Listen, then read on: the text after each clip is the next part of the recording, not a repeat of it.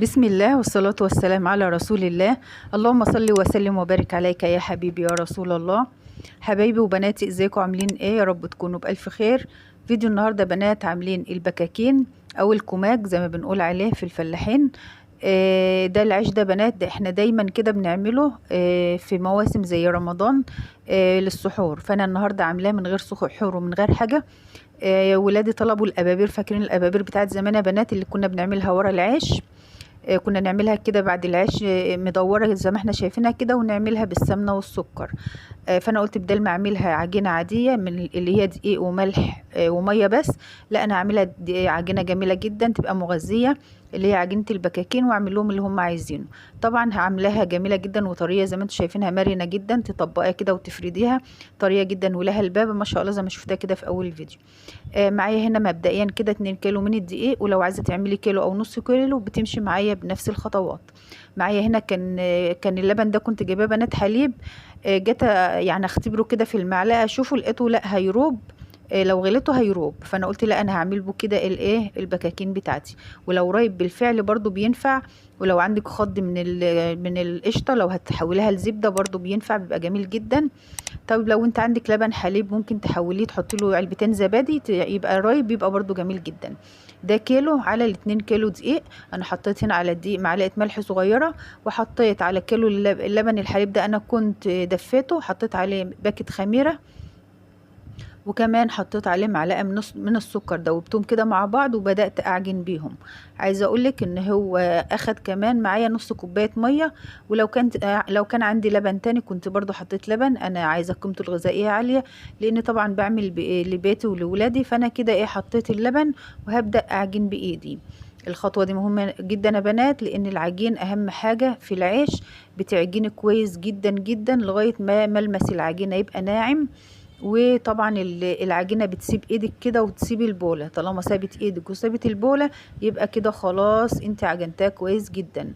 شايفين عامله ازاي؟ بقت زي الملبن في ايدي. وكمان ايدي زي ما انتم شايفين اهي مش ماسك فيها اي عجين خالص اهي، شايفين؟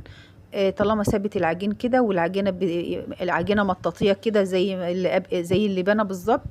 ده بتبقى كده ناجحه في 100% وجميله جدا. هي خدت معايا بالظبط الكيلو اللبن الحليب اللي هو تحول لرايب ده، وكمان نص كوباية من المية. طبعا ده العجين العادي اللي كنا بنخبزه زمان وبنعمله كده عيش شقق في المكنة، والاخر كده كنا بنعمل الابابير بتاعته. انا هحوله كده يبقى البكاكين او كوماج. هزود قيمته الغذائية كده واعمل فيه هحط له دي تلت كوباية من السمنة البلدي، عليها تلت كوباية من زيت الذرة زي ما انت شايفة اهو، والتلت كوباية التالتة هحط عليهم معلقتين من القشطة البلدي. كده انا عملت كوكتيل كده من الدسم، قشطة مع زيت مع سمنة. طبعا هي كوباية على ال2 كيلو. لو كيلو حطوا كوباية، ولو عندك سمنة على زيت ماشي برضو بتنفع، لو عندك قشطة خالص بتنفع. لو عندك زيت برضو ذرة خالص، بس الزيت يبقى ريحته حلوة زيت الذرة ده برضو بينفع، اللي انت عايزاه حطيه، لانك طبعا انت بتعملي لولادك، وطبعا بتحرصي ان هم ياكلوا حاجة حلوة وقيمتها الغذائية عالية.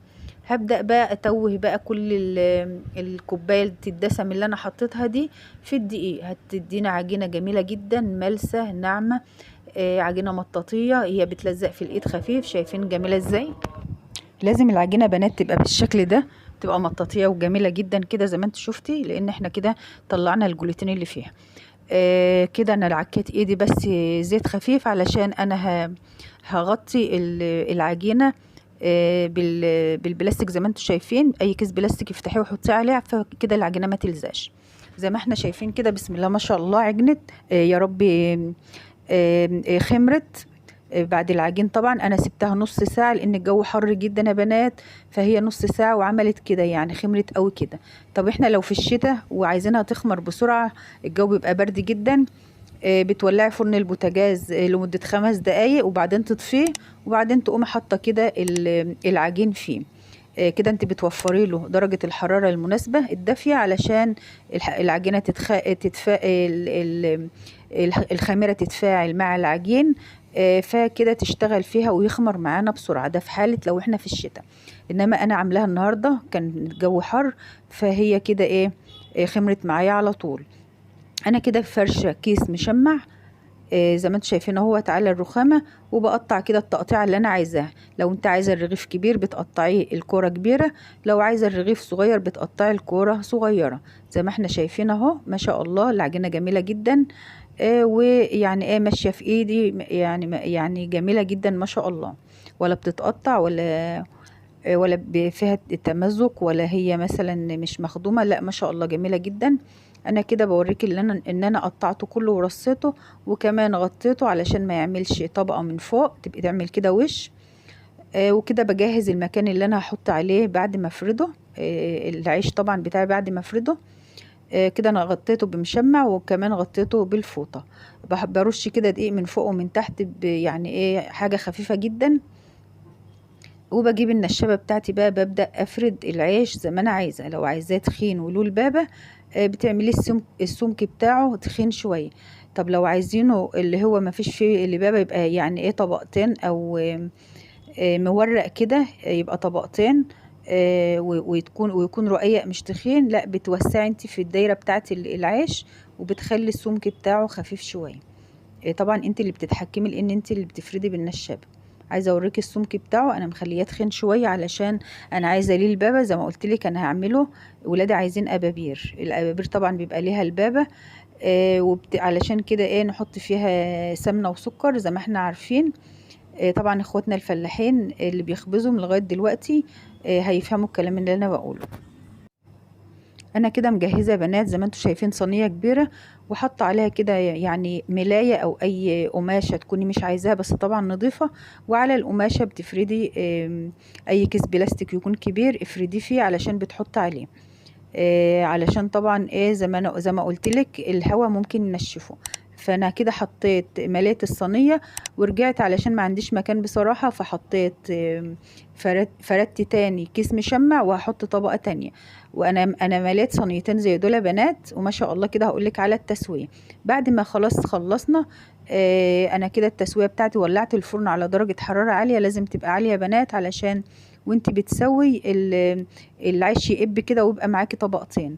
انا كده حاطه الصينيه فوق الفرن تسخن. انا عايزاها اول ما احطها في الفرن يعني العيش يقب على طول. زي ما انت شايفه، شوفي قب ازاي. انا كده لسه يا دوب حطاها في الفرن، فلاني سخنتها من قبل كده. فانا كده حطيتها، وطبعا بدورها يمين وشمال. النار زي ما انت شايفه عاليه. طب لو ما عندكيش فرن غاز زي ده، بتعملي نفس الخطوات في البوتاجاز. بتولعي الفرن حوالي 10 دقايق ربع ساعه لغايه ما يسخن جدا على اعلى حاجه، وبتبدأي بقى تسوي من فوق. لو انت عندك الفرن بيولع من فوق لوحده ومن تحت لوحده، بتعملي من تحت، واول ما يتحمر من تحت ويقب معاكي، بتطلعي على الشوايه فوق. ولو من فوق ومن تحت هيبقى بنفس الخطوات بتاعه الفرن. انا كده ما شاء الله ال2 كيلو عاملين لي كميات كبيره جدا وجميله جدا ما شاء الله. بقى مش عايزه اقول لك على الريحه، كانت ريحه في منتهى الجمال. شايفه العيش ما شاء الله جميل جدا. وله برضو البابا. لو انت هتطبقيه في ايدك كده زي المنديل من طراوته وجماله، يعني بتفرد تاني عادي بكل سهولة. طبعا لو انت عايزة تعملي كيلو واحد، بتنصصي الكمية اللي انت شفتيه، كل المقادير بتنصصيها عشان يطلع معاكي بالنتيجة دي. كانت نتيجة روعة وفوق الروعة.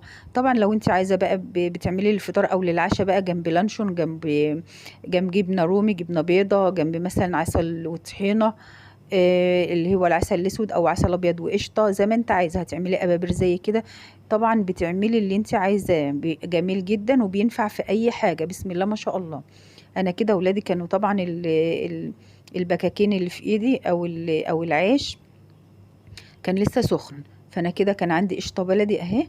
فببدا افرد كده في الرغيف القشطه، واحط على القشطه عسل ابيض. يعني في حد كان عايز قشطه وعسل، وحد عايز سمنه بلدي وسكر زي بتاعت زمان. فعايزه اقول لك يعني رضينا جميع الاذواق، وكله يعني اترضى النهارده، وكله اكل اللي هو عايزه. كان ما شاء الله جميل جدا، ويعني بالف هنا. عايزه اقول لك الطريقه دي جميله جدا. لو انت هتعملي، لو هتجربي حتى في نص كيلو، اعملي ورد ولادك واعملي لهم اللي هم عايزينه. معايا طبعا دي سمنه بلدي بس بقري يا بنات. ولو عندك سمنه يعني بلدي برضو بيضه، بتبقى جميله جدا. المتاح عندك اعمليه. انما لو سمنه صناعي لا، ما تعمليهاش، ما بتبقاش طعمها حلو خالص. يبقى احسن يبقى يعمليها بالقشطه والعسل، بتبقى جميله جدا. لو ما عندكيش سمنه بلدي، اعمليها بقشطه وعسل. ده كده انا برش السكر يا بنات على طلب ولادي كده، عايزين اللي هو زي بتاع زمان ده، اللي هو السكر والسمنة البلدي. طبعا انا كان قدامي كده حوالي 10 من البكاكين او العيش او الابابير، ما شاء الله يعني اتنسفهم. عايزه اقول لك كلهم وهم سخنين كده واتبسطوا جدا. وطبعا الباقي هشيله كده في التلاجة بقى، لو طبعا زي ما قلت لك لو لفطار لو لعشاء بينفع جنب اي اكل يعني، بيبقى جميل جدا. وطعمه طبعا حلو طبعا من القشطه اللي فيه، وحاطين فيه سمنه بلدي وطبعا اللبن جميل جدا. بسم الله ما شاء الله، والنتيجه روعه. كده يا بنات الفيديو خلص معايا، يا رب يكون عجبكم. ما تنسوش لايك وشير وسبسكرايب، وكمان دعوه حلوه من قلبكم. بحبكم في الله، والسلام عليكم ورحمه الله وبركاته.